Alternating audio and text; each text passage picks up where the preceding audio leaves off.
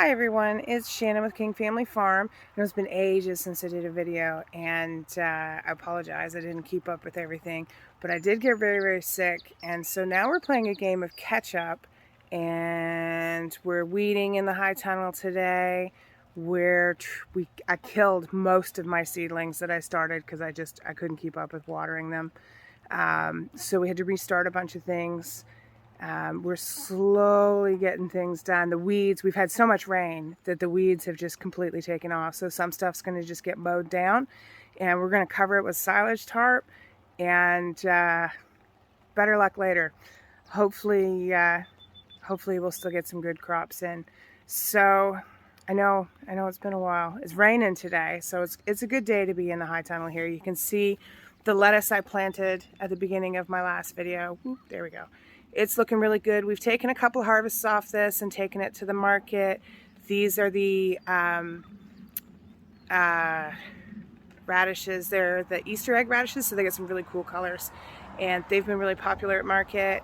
And then here are some English breakfast radish, Swiss chard, and some nasty critter has been munching off my romaine lettuce, which doesn't make me very happy. So, you know, but that's the way it goes. So we'll catch them and get rid of them out of our way. And hopefully we'll get some romaine lettuce eventually. And I guess we'll do some more replanting, because that's what happens sometimes when you get behind on some things. You just have to keep replanting and hope for the best. So yeah, it's been it's just the rain's kind of let up today here. So we planted some stuff in pots. I like growing my peppers in pots here. We don't get that warm, and it just does so much better. That's my farm stand behind us. You can see the weather's not so great, but yeah, the farm stand is open, and we're now open 7 days a week. And here we've got some kale, and we've got some snapdragons. I'm getting better at this. Snapdragons, and then some auroch, and then we're gonna do probably more snaps down the end of that. But this is what I'm talking about, is this just got away from us. And there are two 4-foot beds here with pathways, and it's completely overgrown. And I think it'd take me a month to dig it all out, and I don't want to spray it. So we're gonna pull all the stuff out that's there. We're gonna mow it really short, put a silage tarp over it, and then what we're gonna do is put the planters on top of it. And then I've got some grow bags, and I want to grow my sweet potatoes in them, so we're gonna put that on top, help hold the silage tarp down. And the silage tarp is black, so it'll help create some heat. So we're not gonna completely lose the space, but I'm not gonna plant it this year because there's just so much grass in it. It's just, I gotta kill it. So we're gonna kill it with a silage tarp because I don't want to spray, and we're gonna hope for the best. So yeah, things are just getting away from me because of that. So, and I've got some peas growing here, and there's beets in the middle and peas on the other side, because the beets are gonna sit in there for a while. So they're gonna sit there long after I pull these peas out. So they're doing good. They need to be hoed again. The soil's wet. The collinear hoe just doesn't work well in that. So we're gonna wait. And as you can see here, we're right on the highway. So there's a lot of highway traffic today. So there's a little bit of noise from that. So, but things are coming along. We're doing the best we can. That's all you can do. And hopefully we'll do some more videos for you guys, and on growing and starting more seeds. And we've had some losses here. We've lost some of our chickens when I was sick. Had to have someone else look after the chickens. They didn't get locked up one night, and a raccoon got in. We got the raccoon, and so we just picked ourselves up 35 more chickens to replace the 10 that I lost. Chicken math, that's how that works. You lose 10, add 35. So we lost one of our rabbits. We didn't know she was pregnant. We picked her up in an auction, and she had a nice little temperament on her. She was good. But she decided to kindle one day, and she had 9 kits, and she hemorrhaged right after, and it was really not pretty. So we lost her and we lost all the kits too. So it's been a pretty hard month here, and yeah, it's been rough. But we're picking up the pieces, and we're gonna keep moving along. And you can hear my rooster in the background. We did some shuffling around here, and I lost my favorite rooster in that to that raccoon too. So I'm really not happy with that raccoon. But I did get some nice ones out of a hatch, so we do have a replacement. He's going to be a while yet before he's fully grown, because he's only about 8 weeks old, so maybe 9. I think he's 9 weeks old. So he's not quite ready to take on the duties of running a flock. So, but we're going to keep a couple of them, and we're just going to keep plugging away. This landscape fabric here, I know there's some people who really don't like it, and that's okay. It doesn't work for everybody. I'm just showing you what works for me. I still have a bit of my cold. The really terrible, it's like death. It's terrible. It's just awful cold. So this is DeWitt Sunbelt. It is 6 foot wide on 4 foot beds, and there we go. So I end up with 24-inch pathways and in between my beds, which I like. Bum room for when I'm harvesting my flowers and whatever else. So this particular one has been burned with 18-inch spacing, and this one here is 9-inch spacing. So the 9-inch spacing is my favorite for cut flowers. I like it because it gives enough air circulation. Some of the stuff I will grow at 6 inches, but we get really, really damp here in August, and that just breeds disease. And then across the river here, right here, I don't know if you can pick up the river. No, you probably can't see it. But anyways, across the river here, that's Maine. We're in New Brunswick. It's Maine on the other side of the river. And it's all potato crops there. And the prevailing wind blows from that side of the river. And if there's any blight in the air, it comes right over. So we're very particular about what we grow outside. The high tunnel will hold tomatoes that are not blight resistant. This bed on the far end here in the 18-inch spacing, I will put blight resistant tomatoes, and they seem to just put up with it. Now the last couple of years we haven't really had blight spores in the air, which is fine, but I don't want to risk it. There's nothing like losing your entire tomato crop overnight to teach you not to grow tomatoes outside that aren't blight resistant. Now cherry tomatoes actually don't do too bad because they tend to fruit before blight gets going in mid to late August. So, but back to this. So this is DeWitt Sunbelt, 6 feet wide. We buy this from Halifax Seed. You can also get it from Dubois Ag if you're in Canada. And we have templates where we pre-burn all the holes in it. All the pieces are exactly the same length. All my beds are the same length, so I can just rotate where I'm putting stuff. The rain's going to start coming down harder, so I'm going to go back in the high tunnel. So, but here I've got some kale, which does really, really well, and I kind of just had to get it in the ground, so that's where it went. And we're going to do scallions here. I've got some in, and we're going to do a few things in this bed. This is only a 30-inch bed, so that's what we're going to do here. And then the rest, yeah, we're just going to silage tarp it because I don't have time.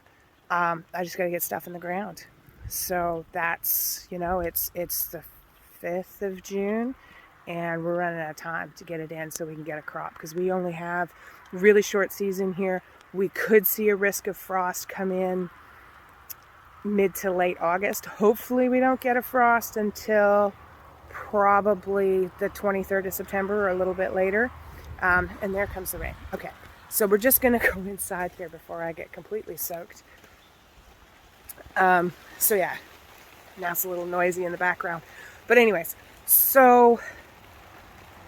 what was I saying? Yeah, so September hopefully is what's going to be our frost date. And what's going on here in New Brunswick, I don't know, particularly in this area, our spring has been really, really, really, really long and cool. And then our fall is really, really, really long now and hot. I mean, stiflingly hot. It's ridiculous. I don't know what's going on, but... well, I kind of do know what's going on. It's, I don't want to call it global warming because it's not, it's kind of a misnomer. It doesn't really cover what's going on. It's a climate change issue. And yes, you know, that's gone on for a lot of years, millions of years, climate change. But I think the speed at which it's occurring now is a little bit alarming. So anyways, if you're wondering what these strings are, these are, so my high tunnel, what I do with this is an Elliot Coleman idea. This is not his style. This is a little redneck, but it works. So probably next week, hopefully if it doesn't rain all week, I'm going to get this high tunnel slid off of these crops because they no longer need the protection that they needed when they were planted at the beginning of April. I just don't want to water them anymore. So they need to not be in the high tunnel. So this whole high tunnel, we will unstake it at the corners because we've got 6-foot T-posts holding it in place.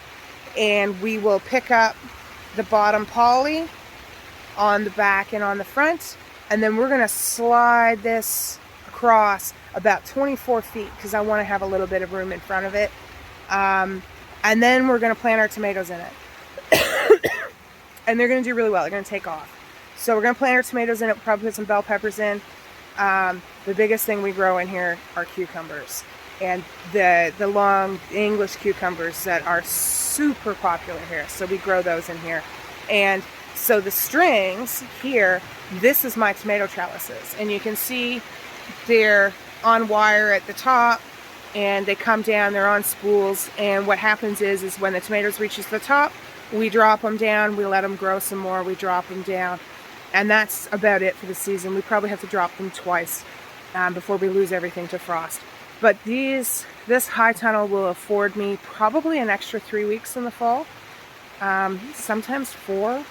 And it was a pretty cheap build. The most expensive thing that we did on this was the poly. I bought that at Halifax Seed, and I have enough to skin this high tunnel twice more. It cost me $500, but to be able to cover this high tunnel, which is 12 by 20, and do it 3 times for that, you know. So the whole build was about, it was 100, so 700 total. If you had to buy the lumber, which we didn't have to do, we had the lumber.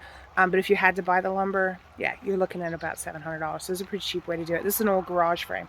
It's 12 by 20. I picked it up off of Facebook Marketplace. It was a really easy way for us to have a really great high tunnel at a really cheap price.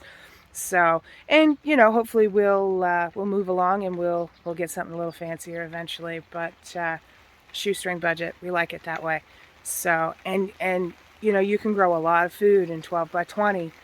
And if you do it really inexpensively, do it on the cheap, it's really worth it.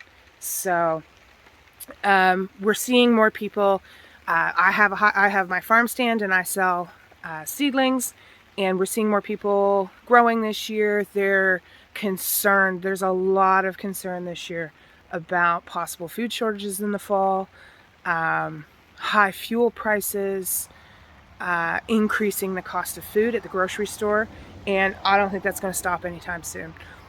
We drive a diesel pickup for the farm. We have a small go-getter car, but the farm pickup is costing a lot to fill. Fuel's come down a little bit, but it's come down from $2.57 a liter for diesel. I think it's $2.15 or something like that now, but it's still raising the cost of everything. When I have to go buy chicken feed, I have to drive that truck, and it increases the cost of the chicken feed, even though the actual feed price itself so far this year hasn't gone up for me. Not for the lay mash that I buy, and not for my grower. It's the same. Rabbit pellets have gone up in price twice in the last 2 months. Twice, and that's at $2 a bag. It's gone up $2 a bag twice, so $4 a bag in 2 months, and that's a little much. So things are going to get pricey. So we're seeing a lot of people who are very interested in growing their own products, in growing their own food, in wanting to preserve their own stuff, and we encourage that here. I love having people come out to the farm and talking to them about how to grow their own. But getting ill this spring, April 27th, I ended up very, very ill, was an eye-opener, because a lot of stuff just didn't get in the ground. And all it takes is one illness. All it takes is one weather event, hail, or a freeze, or a job loss, or something like that, to wipe out your entire season. So I always recommend that people, not only do they grow their own stuff and they learn to can and they put that stuff aside, but I'd also recommend that you take an extra $5 a week when you go to the grocery store and buy yourself five canned goods. I don't care if they're organic, just put it on the shelf, and it's there when you need it. It's important to have backups to your backups, and that's what store-bought canned goods are, and they last a long time. So I hate to be the bearer of bad news, but if you're learning to garden this year, you're gonna have some failures. And I've been doing this a while, and we've had some pretty serious failures this year, and it just happens. And it's not really anybody's fault sometimes. There's nothing you can do about it, but it's extremely important that you just fill your pantry and get it done. Feed your kids, get it full, grow your food, learn, spend the time out there figuring out how to grow stuff, store some seeds, a little bit at a time. So, but yeah, so hopefully we'll get some more videos in. I'm sorry I haven't really updated anybody on anything, but quite frankly, I killed all the seedlings I started with you guys. Yeah, they're all dead. I actually had to buy in seedlings, which is terrible, terrible. But when you can't get out of bed to water them, that's what happens. They die. So, and for all you new growers out there, they're like, I'm the ultimate plant killer. Yeah, I do it professionally. I kill plants all the time. It happens. It's okay. You'll try again, and you'll try again, and you'll get better at it, and you'll get more experience, and hopefully you do most of it for the enjoyment of it. That's what I did in here. I did some weeding. You can see my weeds sitting on the ground here. And I find weeding when the rain's hitting the high tunnel, it's a good little bit of meditation. You need that sometimes. So, yeah, so hopefully we'll do some more videos soon. And thanks for joining us today. Don't forget to like and subscribe. And we'll see you again here on the farm.